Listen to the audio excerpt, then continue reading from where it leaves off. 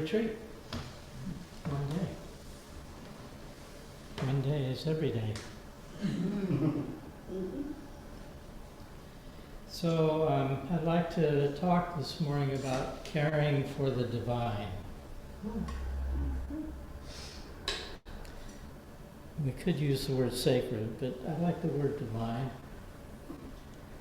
And to do that, I'm going to talk about Carl Jung, the story of Job, and the 3 pillars of Zen.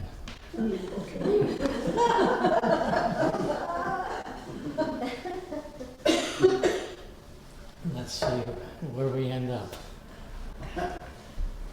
Well, where we end up is on a pile of ashes.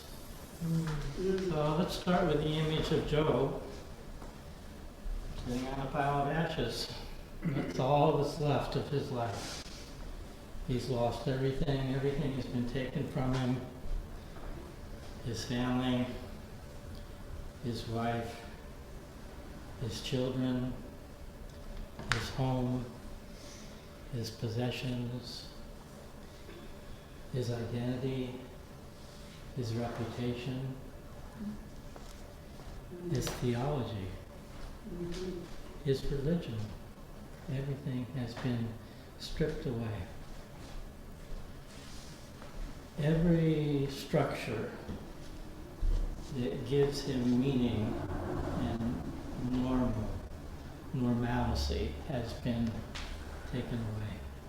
And so what's left of Job is, I want you to picture this in your mind, Job sitting on a pile of ashes. Not as a story, but as a koan to start this talk with. And let's just sit in silence with that for a moment, and then we'll talk about it a little bit, what comes up.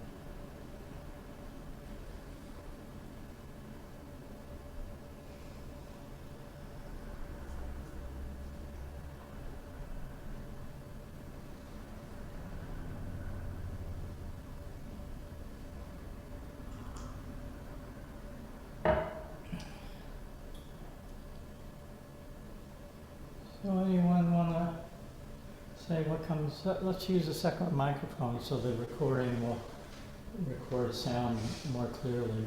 But anyone want to say something about what comes up for you with that image?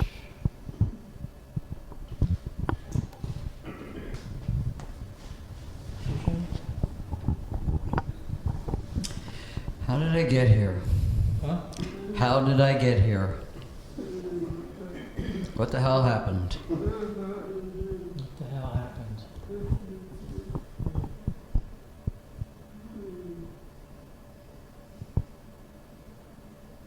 And how do I get out of this? How do I get out of this pickle? Those are the things that came up. Why? Why am I on this? Why is he on a pile of ashes? Yeah. And that begs an answer, doesn't it? It's begging for an answer because it starts with because.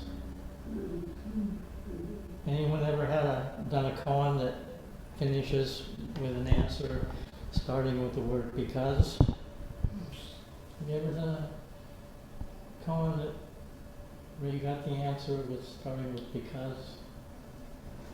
Yeah.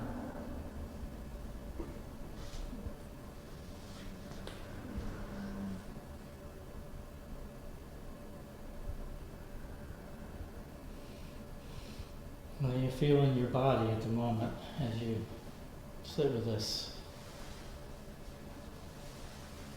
I guess a little bit, kind of like, what's his face look like? Is it despair? Is it fear? Is it, Okay. you know, Yeah. what's he feeling? What's he? What emotions is he? Yeah. You ever had those dreams where you lose your keys or you're in a strange city and you can't find your way home? And then you're just relieved when you finally wake up and you realize, oh, it was just a dream.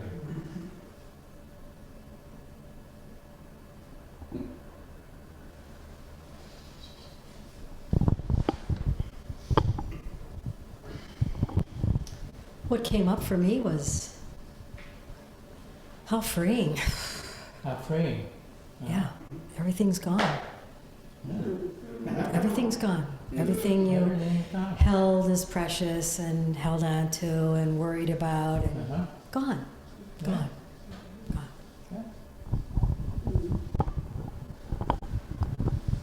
Yeah, I pictured myself playing with the ashes, doing like figure eights in front of myself, Uh-huh. you know, with them kind of like drifting off and just playing in the ashes. Uh-huh.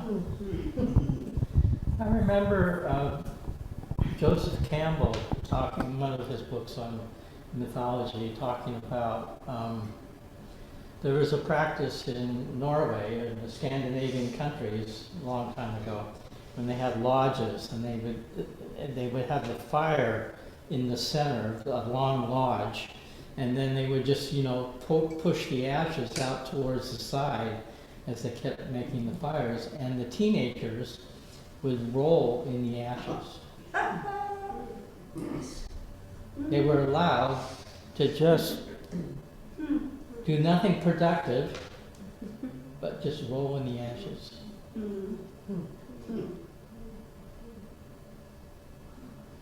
A little different than the extracurricular activities they are now subjected to.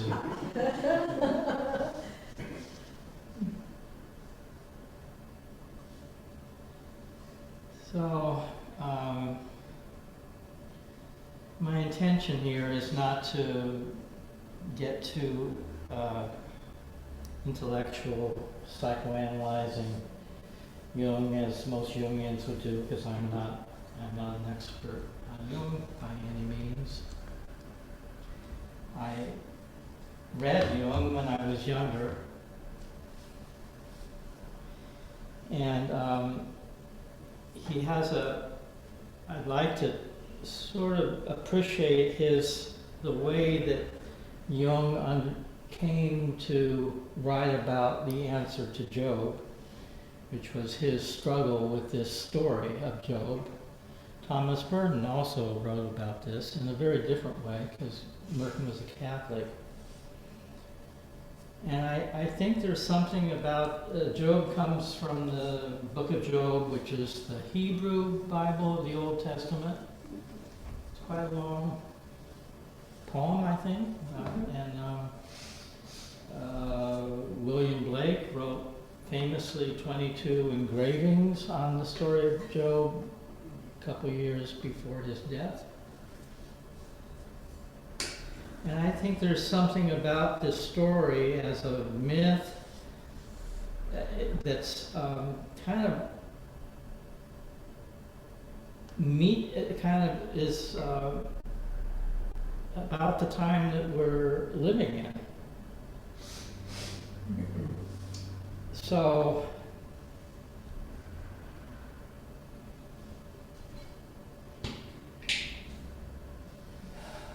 Job has this encounter with Yahweh, and it's a difficult one.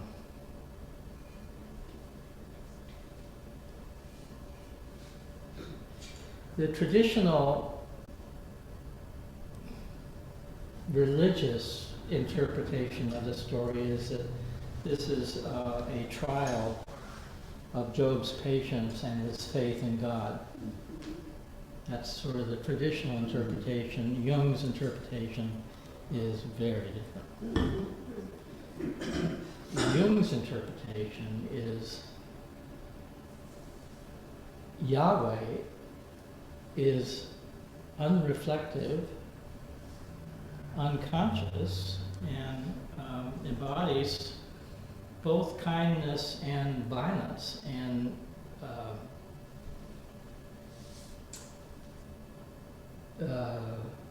meanness.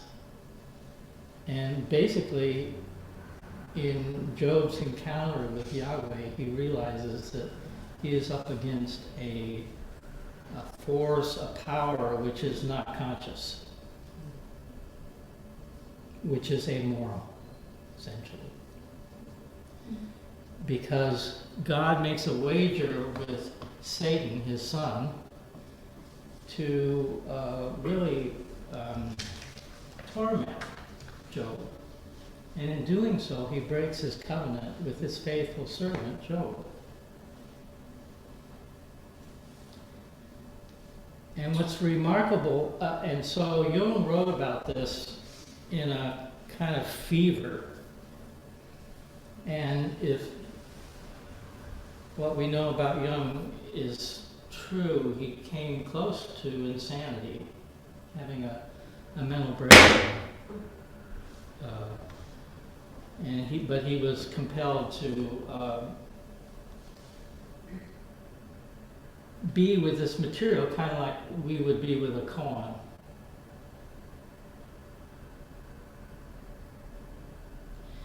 And Job's friends are all trying to console him, which we might in Zen call gaining mind. They want to comfort him, and he will have none of it. None of that.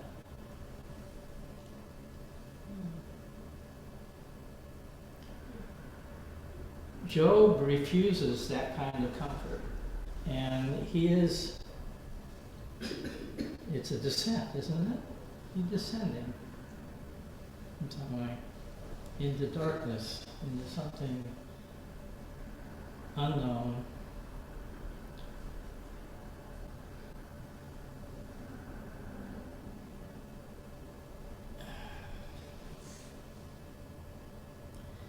You know, that I haven't talked about this for a long time, but when we were in Hawaii, I used to talk about it all the time. I was younger then, but it was very apparent to me that the Zen path requires a descent, psychologically, spiritually.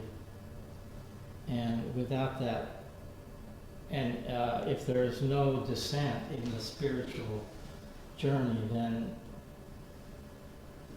there is nothing divine or sacred. Because the divine and the sacred is found in the darkness, not found in the light. And the trouble is that with much of the way that mindfulness is taught here, now in the West, is it doesn't go downstairs, it doesn't go down in the basement.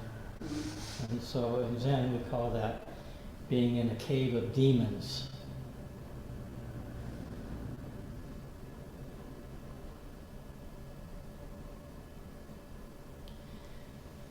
The descent is necessary, and if we ascend too early, then what happens is inflation and spiritual materialism.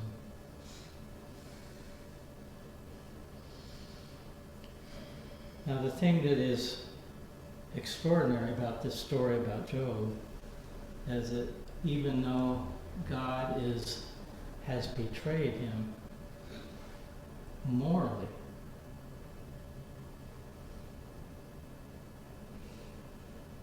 Job does not turn away from his relationship to Yahweh.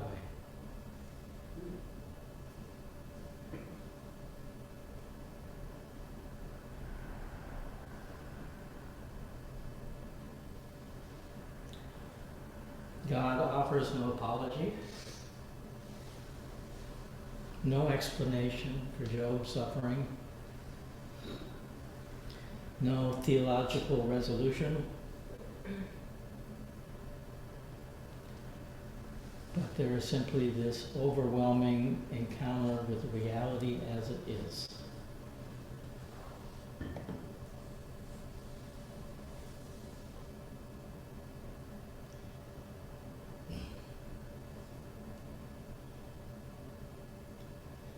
So Jung wasn't writing this as a scientist. He often took on the persona of a scientist because he had to fit into his time, but he was essentially a mystic, a Gnostic. And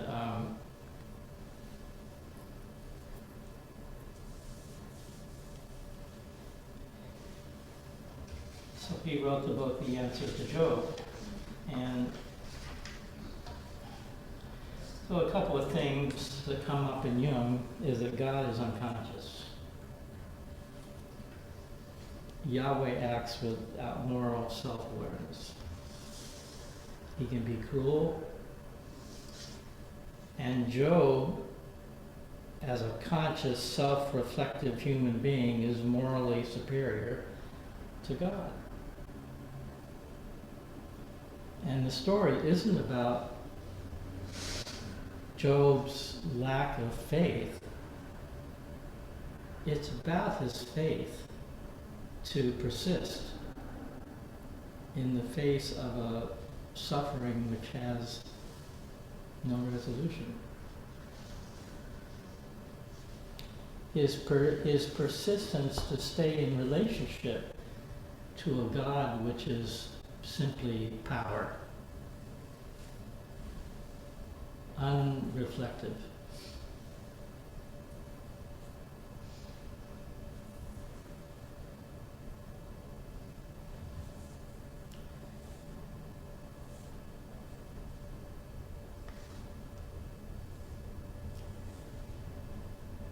Jung is insisting that our wholeness as human beings requires integrating the shadow, integrating the dark.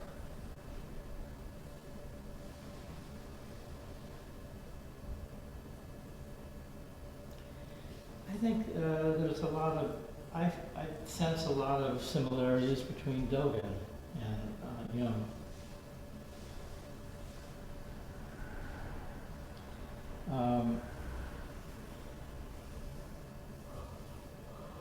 Spiritual practice doesn't polish the self into something better, it breaks it open.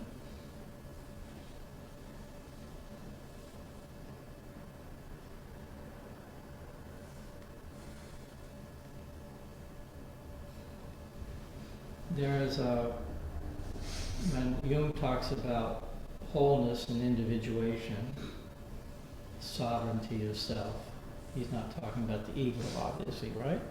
Talking about our authentic, what we would speak of as our true nature. And that self that Jung is talking about is whole because it holds the tension of opposites within its awareness, psyche.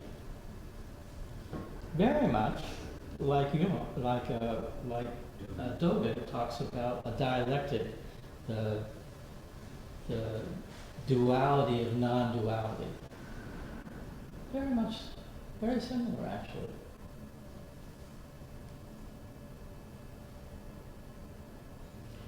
The non-duality in Dogen isn't some bland sameness. It's holding the differences, holding the tension of opposites, good and evil. And why this is so important, especially in Jung, is that if we do not make this descent where we integrate our shadow, the things that we are scared of, the things that we have disowned, then we will project them out into the world. And we will see the evil out there, but we won't see our capacity for it within ourselves. It isn't very hard to do. I mean, it's scary.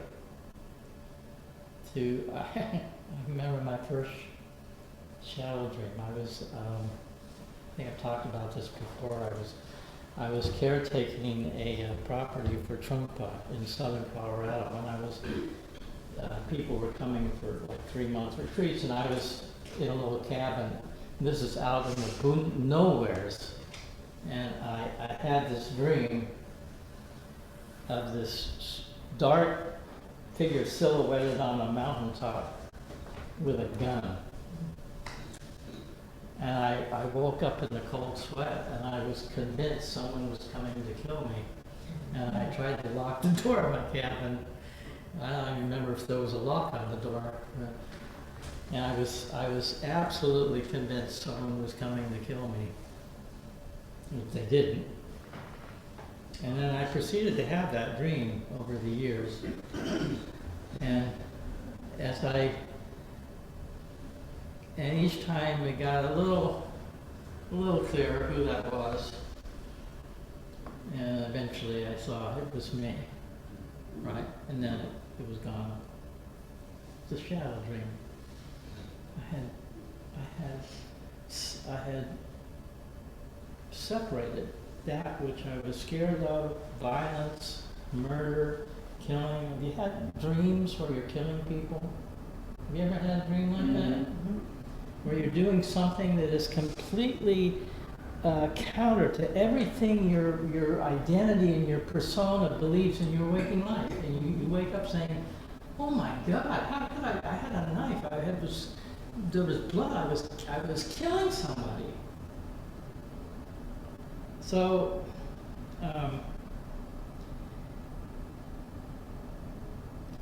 I don't want to particularly get heavy into the story of Job, but I do want to suggest that it is actually a beautiful story for the moment we're in, because what is extraordinary about Job is that he does not turn away from Yahweh. He does not turn away from this relationship where he has been utterly betrayed. He stays in relationship to Yahweh. And then we could get into theology, and God has to incarnate into Christ to be more human, but Christ is all good, so then again, evil gets projected out and separated. And then that entails the necessity for the apocalypse. Because we've separated evil from ourselves, and Christ is all good, but there's no evil. Same thing with Mary. Mary is raised up to be this divine woman.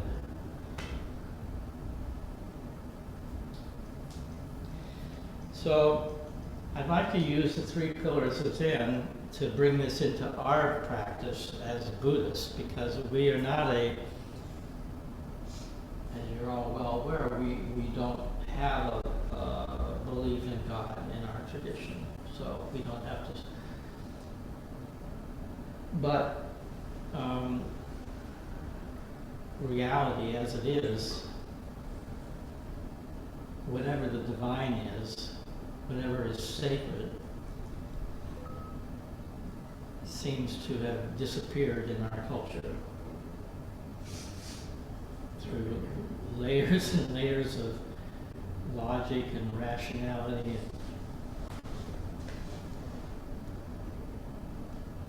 and projection.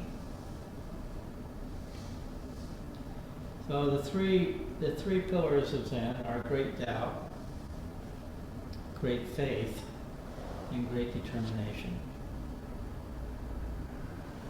Hakuin said, great doubt, great awakening. Small doubt, small awakening. No doubt, filling the lines, no awakening. What kind of religion is this?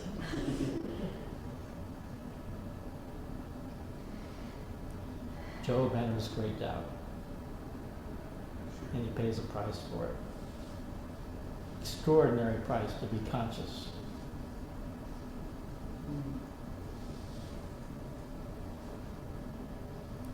Hakuin's images of the iron ball you can neither swallow nor spit out.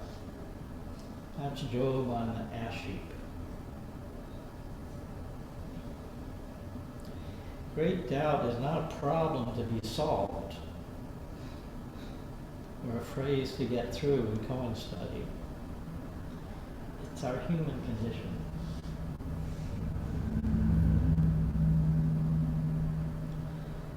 friends of Job will never, ever enter there into great doubt. They are saying, be pious. Yeah? Surrender to the will of God, and everything will be fine.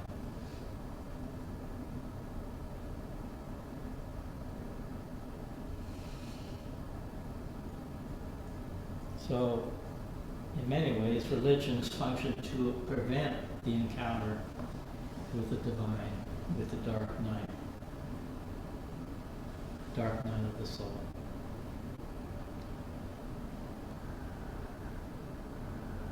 So instead of a descent, they offer a transcendence, transcending.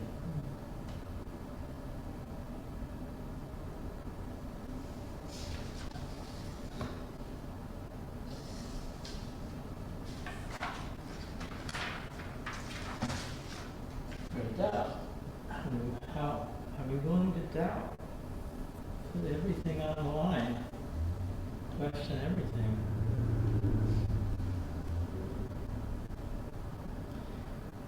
Great faith. Again, Job's friends counsel him to have faith in God. And Job has faith in his own integrity.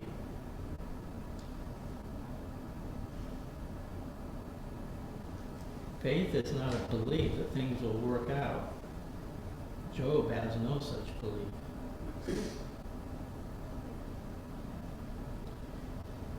Great faith is the refusal to abandon the encounter itself.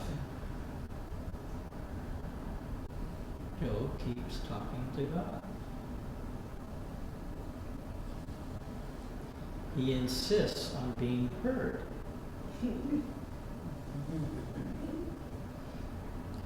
This is what Jung calls individuation. What Dogen calls Genjo Koan.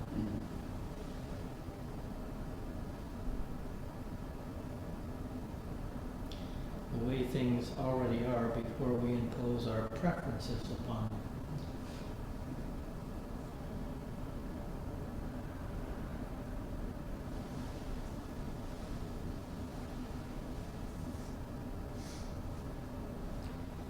Great faith is to trust the descent and to, even though we know it's dangerous,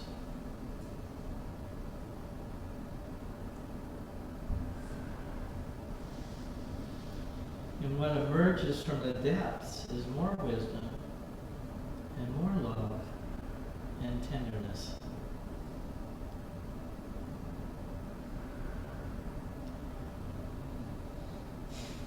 Has nothing to do with ego's compulsion to control,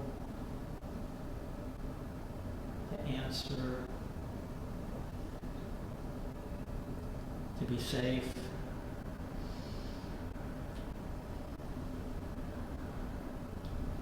Great faith keeps you on the cushion, and great doubt strips away any reason for being there.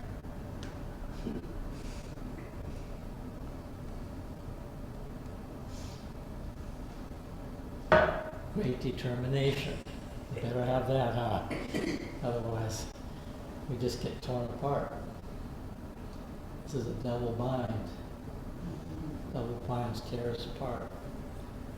And we have to find a way to keep going. Joshu practiced for 120 years. Bodhidharma sat facing a wall for 9 years. Shakyamuni Buddha sat under the Bodhi tree until he solved his koan about suffering.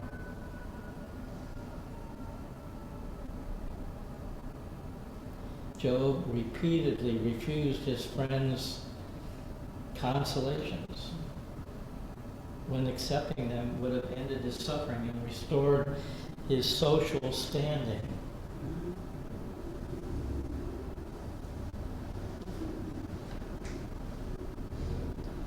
Great determination is the quality that keeps great doubt from becoming despair. And from keeping great faith from becoming passivity. Can you read that again, Roshi? Yeah. Please. Great determination is the quality that keeps great doubt from becoming despair. And great faith from becoming passivity.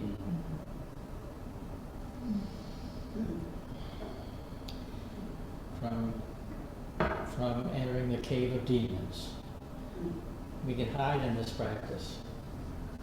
Say, oh, emptiness is so beautiful. I found it. I don't have to suffer anymore. I'm enlightened. Yeah, I'm at peace.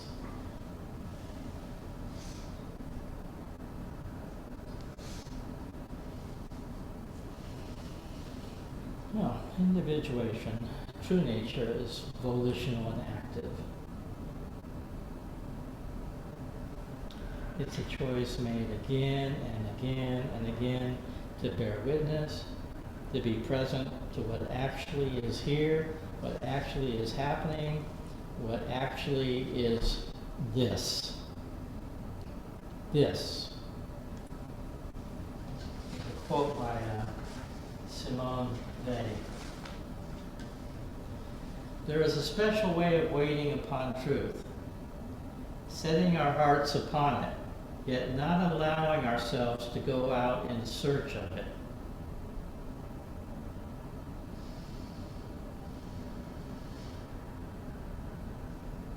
She called it waiting for God.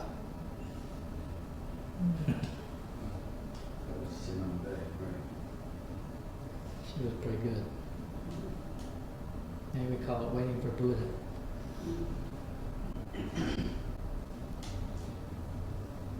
So there's a Greek word for therapy, therapia, which means caring. And there's another Greek word, therapia theon, which means caring for God. Now, when did we ever think we should be caring for God? Isn't God supposed to be caring for us? Who ever thought we should be caring for God?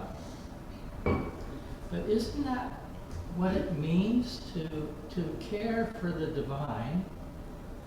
Isn't that what we're doing when we chant the Heart Sutra?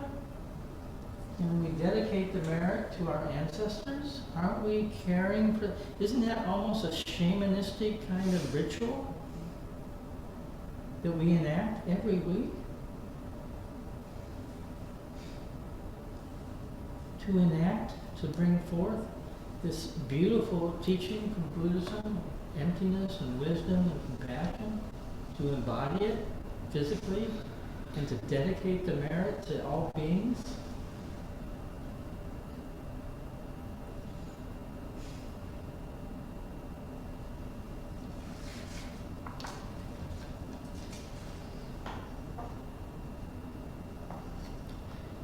I'll finish with, and then we can have some discussion.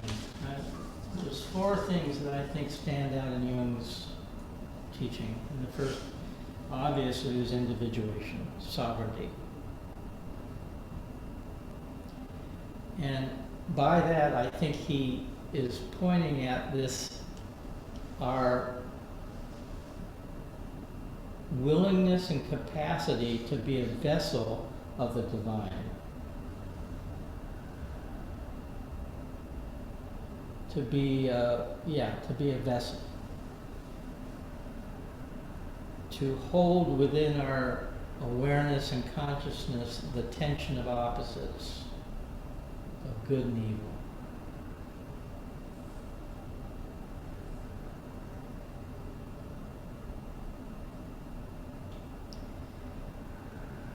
And that is ultimately what empowerment is. Empowerment is not getting a robe or a title or credentials. Empowerment is finding the sovereignty within your own experience that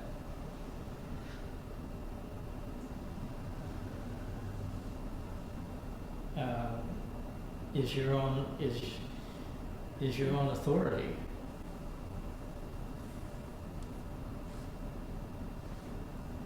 That doesn't need some external confirmation or approval or comfort.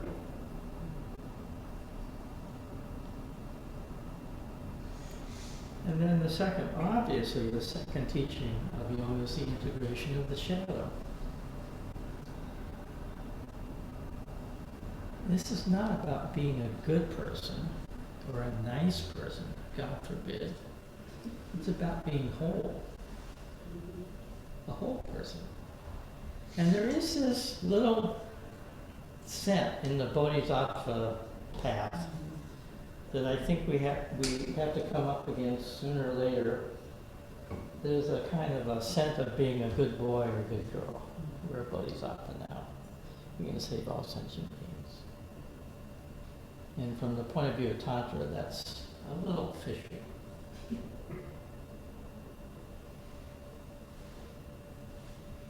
Again, there's that, I'll tell you this story of the Zen Center of Los Angeles when in the early days we were all walking around thinking we were bodhisattvas and we were really dysfunctional because we thought the bodhisattvas don't get angry. And we had to bring in therapists to straighten it all out. By then I was gone, thankfully. It's easy, right, to create some spiritual materialism on top of something that is authentic and real and not so easy to do. To really practice Tonglen.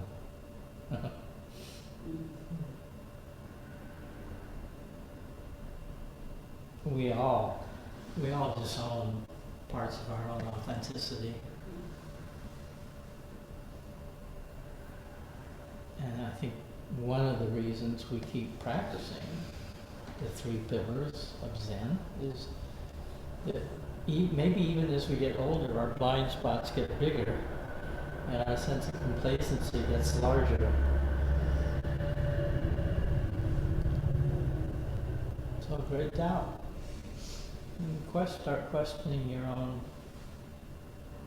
assumptions. Can we do that? Are we willing to do that? Not so easy. And then the third teaching, I think, from Jung is meaning beyond accomplishment.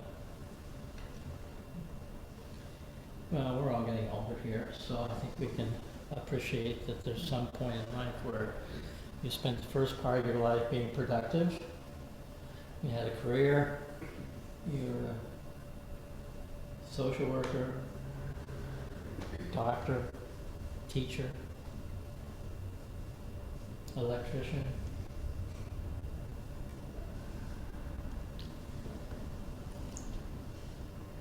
And you get to a point where that's not happening anymore.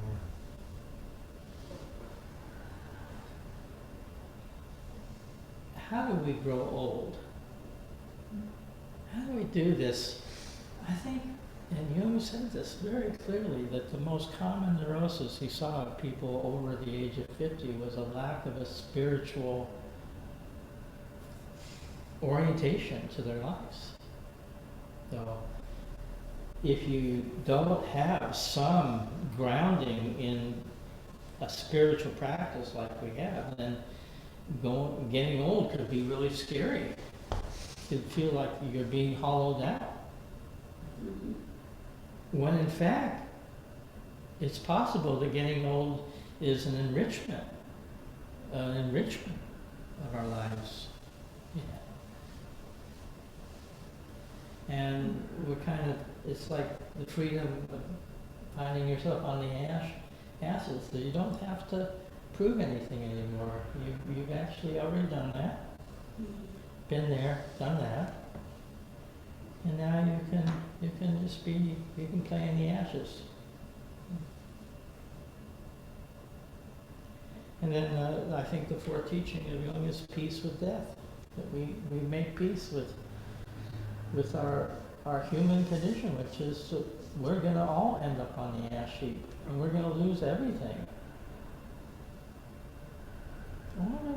We'll lose it all.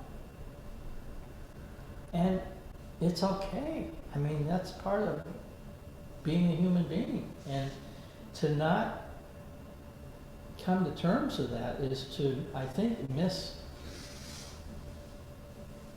the richness that's possible when we are conscious and when we live in accord with our bodhisattva vow and the precepts as best we can.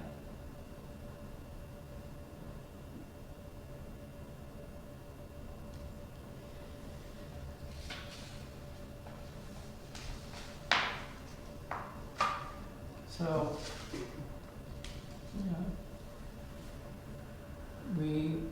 we go straight on. Wayne Home called it be straightforward, be sincere, be genuine, be yourself. Not the conceit of someone you think you need to prove your goodness, virtue signaling, whatever. Just go straight on. I've told this story of Soen Roshi many times. It's really funny. Soen Roshi, he was a lovely Zen teacher, poet. He made fun of all of us who were so young and earnest. He made fun of me all the time. And he was staying at someone's home in Little Tokyo in downtown LA. It was a kind of rough area. And so his host told him, now don't go out at night because it's dangerous. So what did he do? Of course, he went out at night. He was walking around these dark streets downtown Los Angeles. And this drunk guy comes by. He says, and someone Roshi couldn't really understand English too well, but he could understand the situation pretty okay. And the drunk person said, "Do you know where I can find a woman?" And someone Roshi looks at him and says, "Yeah, go straight on."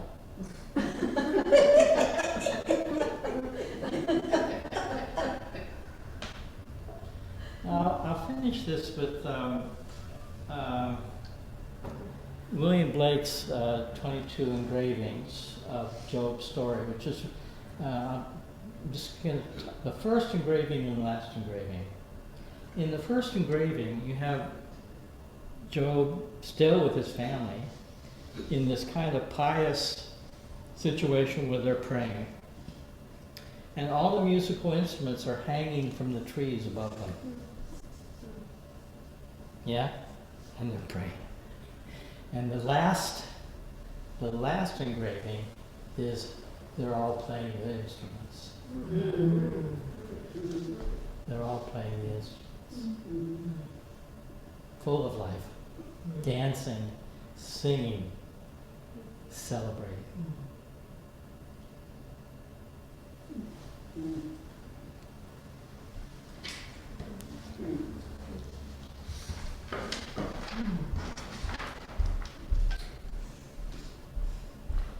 Well, that was not your usual talk on mindfulness.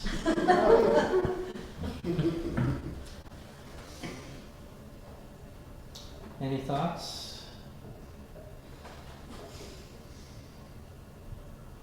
I feel like you're all serious practitioners. You've all been practicing quite a while. You can talk about how to meditate, how to count your breath or something. The last thing you just said really threw me off. Because I've been sitting here saying, I really don't like the ending to the story of Job.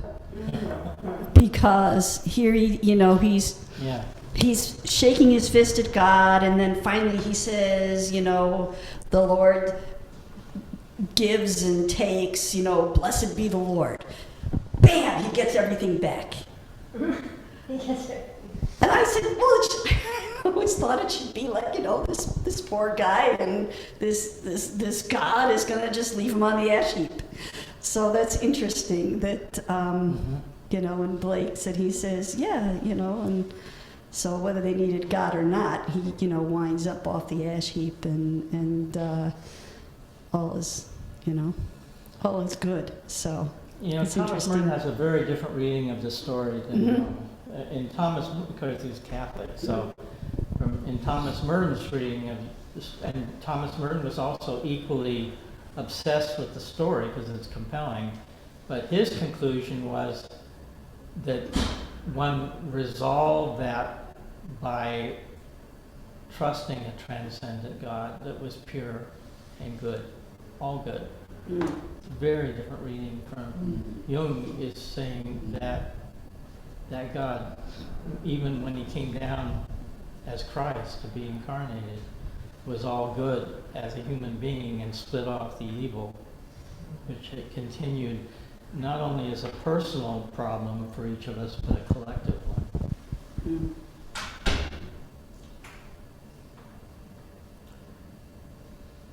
I was also thinking of work I've done on the problem of evil, and the issue is that God is good.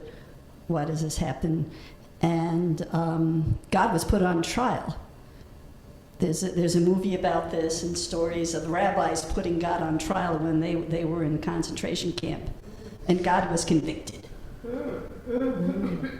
Yeah. He was not a good guy. So it's interesting that Joe gets everything back because he's okay. So I have issues with that. Anyway.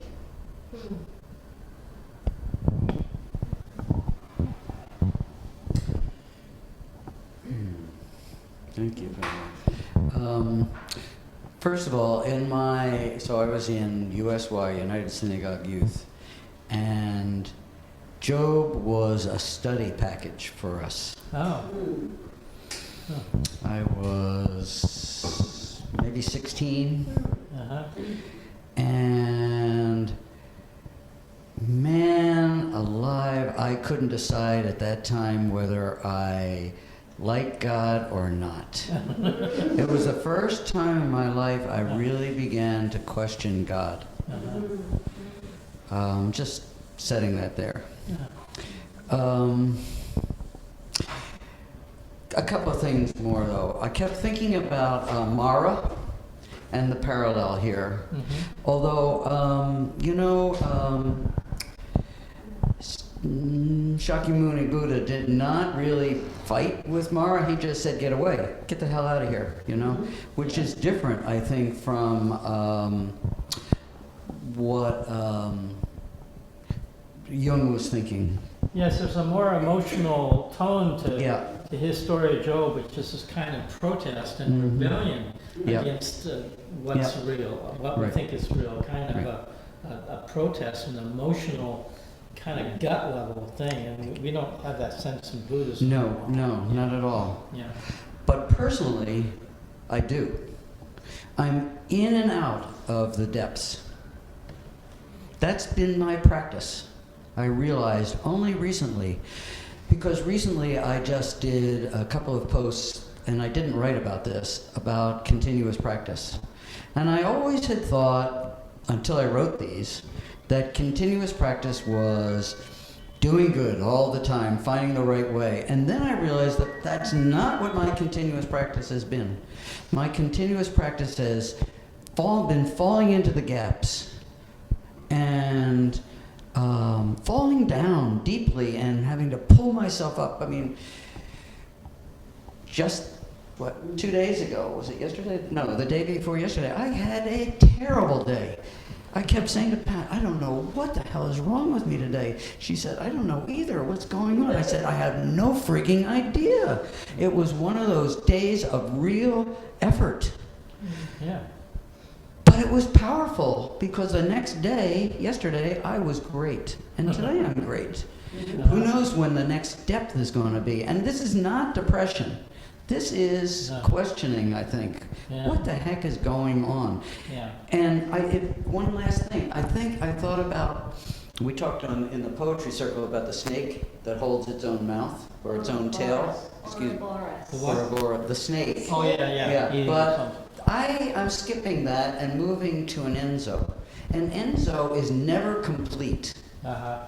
And I kind of Oh, think that that's where I'm at. I'm never Circle that's complete. never complete. Yeah, I'm in the circle of the way, Uh-huh. but never complete. Interesting, yeah. Yeah, I have this experience all the time. I'll be working at something for the Zen Center, and Jung will come in and tell me, let's change something. I'll just lose my mind. I don't know who I am at that point, you know. And 10 minutes later, I said, what happened? What came over me? And Jung is like looking at me like, why did you react that way? You know, such an overreaction. Happens all the time. So I want to thank you very much for helping me resurrect these really important parts of my practice Yeah. and recognizing their meaning. Well, I don't know where the term came from, but you know, we have the term delusion and enlightenment. It's a little, sort of a dangerous thing to say because it can be misunderstood. Right, delusion is enlightenment. Well, delusion is enlightenment. Delusion is enlightenment. Yeah. And I suppose it could be vice versa as well. I guess it could be vice versa as well. Enlightenment is delusion. Yeah, oh, certainly could be, yeah. But I didn't say anything about enlightenment just then. Hmm? I did not say anything about No, you enlightenment didn't. just I then. noticed you didn't use the word. No, Joan Sutherland uses the word endarkenment. Document. And I think a lot of Earthland teaching about darkness being the source of divinity and sacred, and part of it, we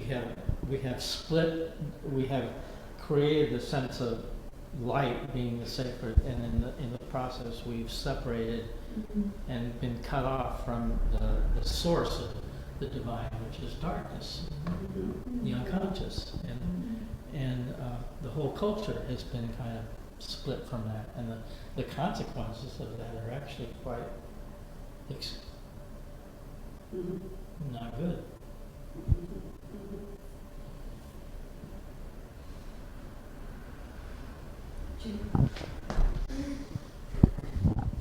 You know, the great mystic John of the Cross had, and he was a poet as well, talked about the dark night of the soul, right?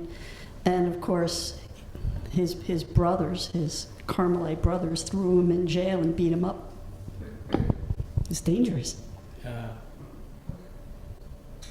for folks who have unquestioning faith.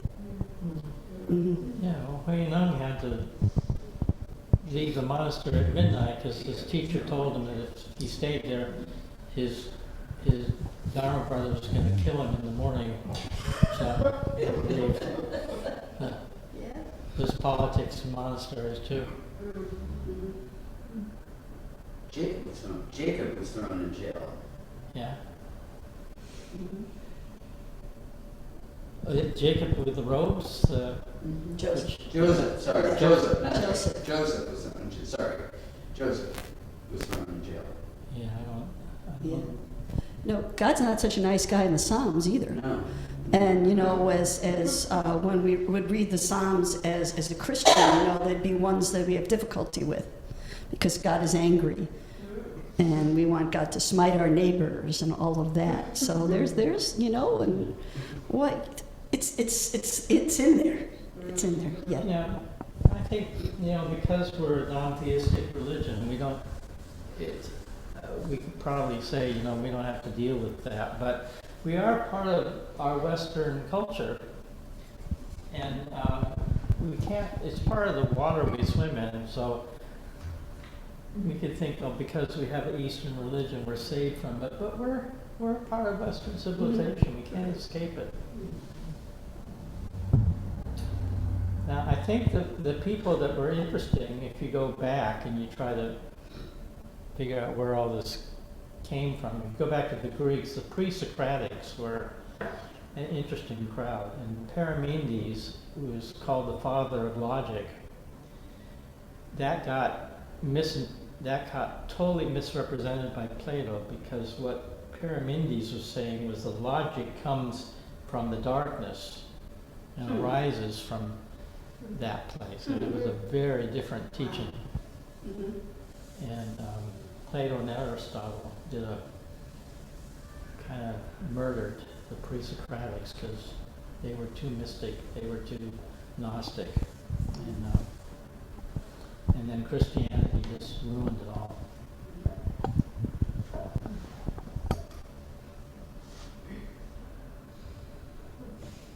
I'm sorry.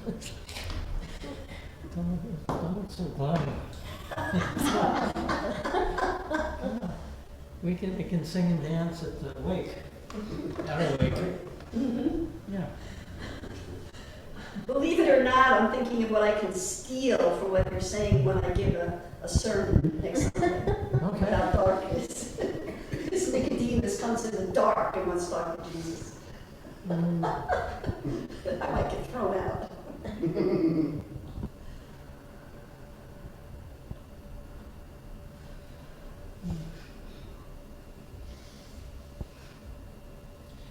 You know, there is an ascent from we descend as part of the spiritual path and also psychologically, but then there is an ascent from that. There is a coming up from, we don't stay in the dark night of the soul, we do come up. I can remember, I won't say her name, it's someone that you would all know of. It's a Zen center who was a very big Zen teacher, and I remember watching her year after year, sitting in the zendo with never a smile on her face, never. And you would not recognize that person today. But there is this, I think there is this need the great determination is that we keep going with continuous practice, even when it is dry, even when we don't have any inspiration, even when there's despair and we don't feel any inspiration from it. And you keep going because it's the way through. You used to work with a guy who kept saying, he'd say, keep on pedaling. What, Paul? You used to work with a guy from the South, and he used to say, keep on pedaling when things were, like bad at work or whatever. Pedal. Yeah, keep on pedaling. Keep on pedaling. Keep on trucking. Yeah. Yeah.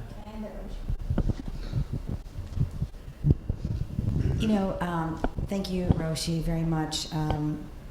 When you were talking about just how we glorify God, or how people would glorify God, what came in my heart was just taking care of each other. Because so many people in their own religion, or what we believe, is that it's love. And, doing retreat together, smiling at somebody. I mean, I think in practice, in daily life, that is honoring, spirit or the power or whatever it is. And that's kind of the pedaling, to keep it going, is to nurture one another. So that's what came on my heart when you were talking about that. Oh, and I also wanted to thank you for talking about the descent being just so appropriate and necessary. I'm certainly on a descent most days these days, and just really embracing that. That would have terrified me. Being sad is okay. It's part of what I'm going through just medically, is just this continual descent, and just learning that I certainly can tolerate that. And I didn't think that I could, but I don't really have a choice. So, yeah. Yeah, I think practice allows us to become a container for the divine, which includes the descent. You can't be that container without the descent, but it allows us to make that descent in a way that's workable. It can be dangerous. People die young. They don't survive that journey. There's addictions and all kinds of dangers that happen. I'm sure I have empathy for other people too. You've gone through quite a bit. Yeah. Yeah, when we own our own stuff, then we're much more tolerant and empathic when we encounter it in others. Hopefully.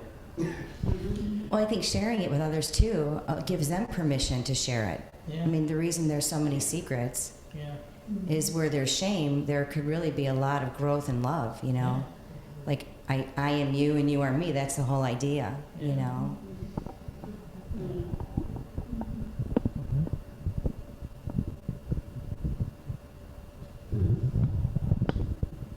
Okay, I think that's enough. So thank you everyone for coming and practicing together like this. Yes, prepare for lunch.